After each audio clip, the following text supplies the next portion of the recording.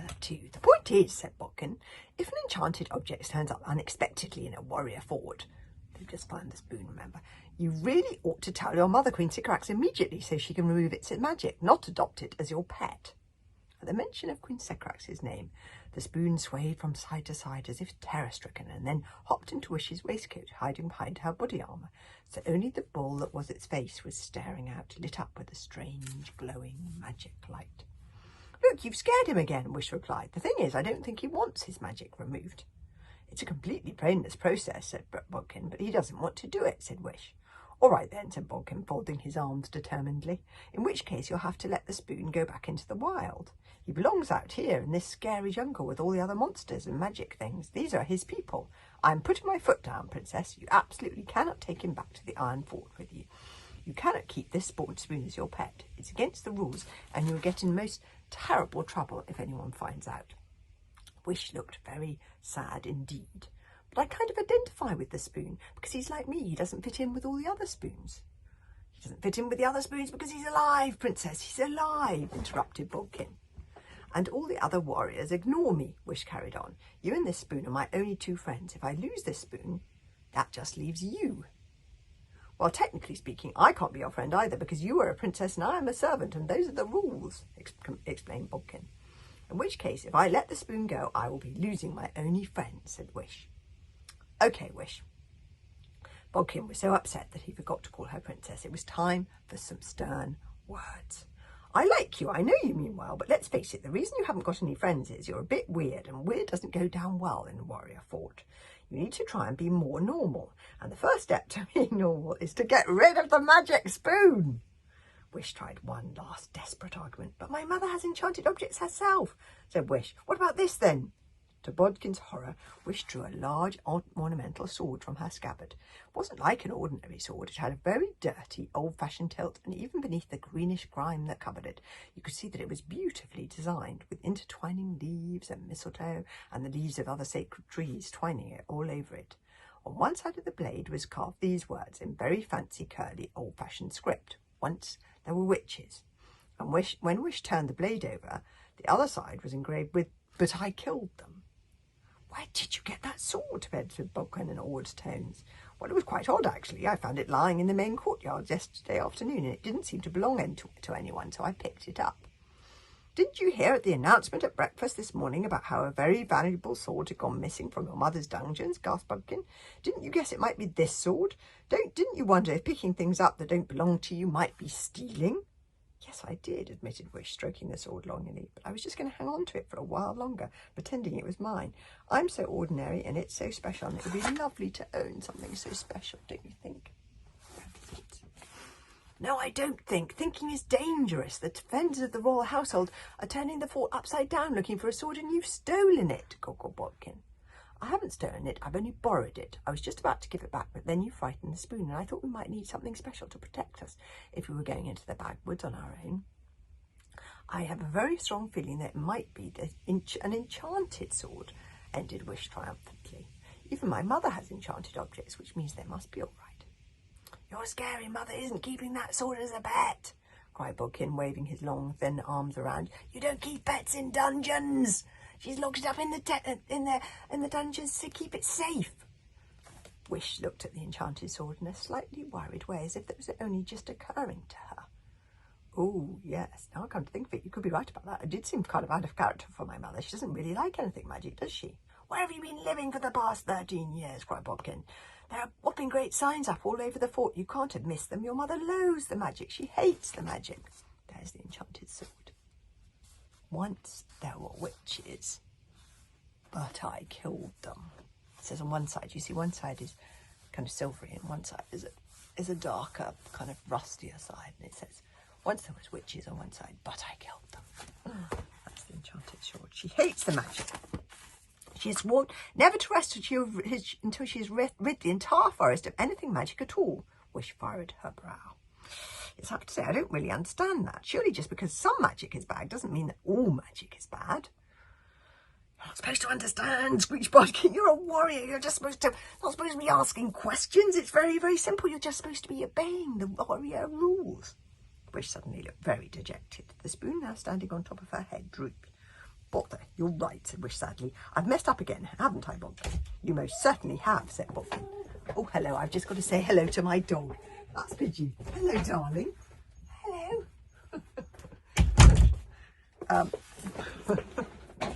She just wanted to say hello. You most certainly have, said Bodkin, and then he added hurriedly, Your Highness, for in the excitement of this situation, you've forgotten the warrior rules about how to correctly address royalty. This was the problem with Wish. Whenever you spent any time with her, you found yourself breaking rules without even realising it. If my mother ever finds out about this, she's going to be hopping mad, isn't she? Said Wish, even sadder still. Absolutely hopping, agreed Bodkin, giving a little shiver at the thought of it. I wish I was normal like everyone else, said Wish. What can I do to put everything right again? I just love that picture of Wish with the spoon on top of her head. Bodkin gave a sigh of relief that it looked like at last the princess was seeing sense. Okay, don't be sad. All is not lost, he said, giving Wish a little pat on the shoulder to cheer her up. You didn't mean to do the wrong thing, but you need to release this spoon into the wild right now and take this sword back to the fort immediately. You have to stop doing things like this and start behaving like a normal warrior princess. And hang on, what was that?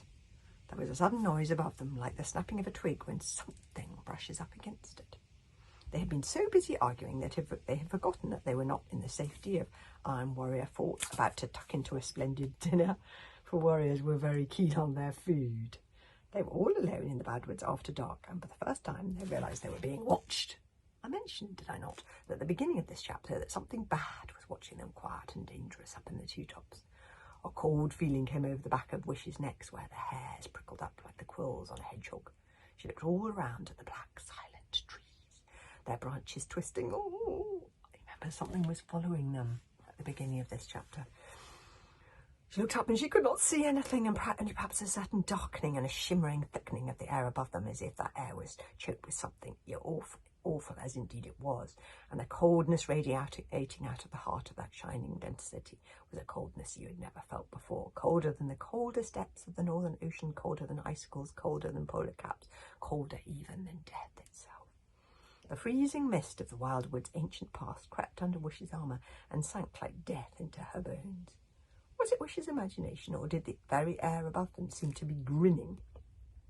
Wish pulled down the visor on her helmet. The spoon hopped up on top of Wish's head and sniffed the air around them. Suddenly he went rigid, as if sensing something terrible, and dived down into Wish's armour to hide. "Run, pony, run!" squealed Wish, and the exhausted little pony started violently and broke into a shambling, terrifying, wobbling gallop. Anybody watching would have thought they were mad, for it looked like they were running away from nothing at all. But there was definitely something very odd going on. Wish and Bodkin could see nothing above them except the dark night sky, stars and trees, but something about the way the tree branches were moving suggested that an invisible presence was hurtling against them. And the air rushing above them was so cold that it burned the top of Wish's forehead, and as the pony galloped faster and faster, the wind blowing directly behind them began to make an odd noise like no wind that Wish had ever heard before. "Now you see, Bodkin, aren't you glad I brought the sword with me? I thought we might need it," panted Wish, and tried not to panic. Glad we could be sitting right now in front of our dinner safely in the dining room in Warrior Fort. And I think today it was going to be deer burgers, which is my favourite, and this pony is going in the wrong direction, flapped Bodkin. The fort is the other way. But whatever it was that was chasing them didn't want them to go back to the fort, so it was chasing them further and further and further into the Badwoods. "Does anyone know we're out here?" cried Bodkin, who had drawn his bow and was shooting desperate arrows upwards, even though it was he was a terrible shot and he couldn't see what he was shooting at. "Will they send out search parties?" "I'm afraid not," said Wish, squinting upwards, trying to work out what was pursuing them. "Or not till the morning, anyway. I told my mother I was going to go to bed early with a headache." "Brilliant," said Bodkin, "brilliant. As it happens, though, I think I can feel a bit of a headache coming on myself. Don't worry, Princess, you mustn't worry. I'm here to protect you." Wish shook the spoon at whatever was following them. She may have been a somewhat weird warrior princess, but she certainly had courage. "You better not follow us, whatever you are," shouted Wish at the terrifying, screeching nothingness. "For we are armed with an enchanted spoon." "The sword," Princess murmured, broken through white lips. "The sword sound more scary." "And a sword," shouted Wish, waving the sword in her right hand and the spoon in her left. "A sword so dangerous it was locked in my mother's dungeons." And that, if anything, seemed to encourage whatever it was following them even more, for the wind above them I don't know what's following them, gave a hungry whine. "Look, you better not follow me," for we are hard with enchanted spoon. I don't think whoever's following them is going to be very scared by that. Never fear, great princess, cried Bodkin, shaking so much with anxiety he could barely load his bow. This is a bad situation, but I will save you. For a personal assistant, as personal assistant bodyguard to the princess, I have been trained in the most advanced arts of bodyguarding. Fortunately, Bodkin discovered in those desperate moments that he had a terrible disadvantage as a potential bodyguard. He had a medical condition that caused him to fall asleep in conditions of extreme danger. He had barely said the last words of that brave speech before he collapsed onto the bushy princess's shoulder, snoring loudly. "Bodkin!" shrieked the princess. "What are you doing?" Snore, snore. "Bodkin!" shrieked Wish. "Wake up now!" Bodkin woke up with a start, mumbling, "Where? What? How?" "Badwards," panted the princess. "Being chased, something terrible. Advanced art in bodyguarding." "Oh yes, I've been carefully trained for exactly these sort of life and death emergencies," said Bodkin, fitting another arrow into his bow, and unfortunately falling asleep again in the moment of aiming it, so that he tipped forward and accidentally shot the poor pony in the hindquarters. The pony squealed protestingly as the arrow grazed its bottom and then ran on in wild desperation through the pitch-dark forest. Wish's heart was beating fast like a rabbit, and she didn't even notice when the brambles shredded her clothes to ribbons and tore long, painful scratches into her legs. The pony came upon an ice-cold stream and forced his way through the briars and splashed down into it, though the cold of the water burned them all like fire, in the hope that whatever was following them would be put off the scent. The pony clambered out the other side and ran on through the darkness. "Oh, murmuring mistletoe," thought Wish in terror. "I should never have done this. Magic is banned for a reason. Warriors not allowed out after dark for a reason. Harm warrior fault is spoiled like it is for a reason." She could feel her heart beating so hard it felt like any moment it would break out of her chest. "Faster, faster!" I Wish, so choked with panic she could barely breathe. The pony galloped into a sudden clearing in the forest. The whining of this strange wind had an edge to it now, like the painful scritch of sword cork on stone, a sound that grew louder as if building up to attack. Louder and louder the voice grew. Screech! There was an extraordinary noise, as if the very air itself was being torn apart like a giant piece of paper. Terrified, Wish turned her face upward to confront the attack with her drawn sword.